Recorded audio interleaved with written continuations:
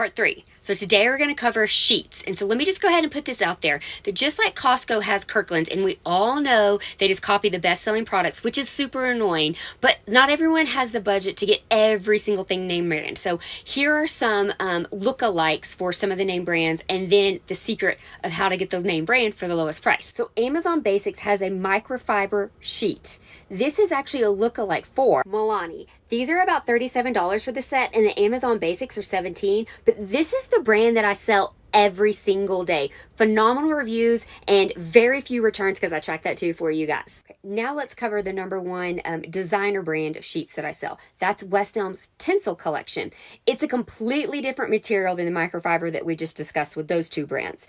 The lookalike brand is Sijo. So these are about $110 for a queen set, and the West Elm are $175, but here's the secret. If you're a design broker member, then you get these for like $140. So it's not that much more than the lookalike. All of these are listed in my Amazon list bedding. And let me know who I should spill the secrets on next in the comments.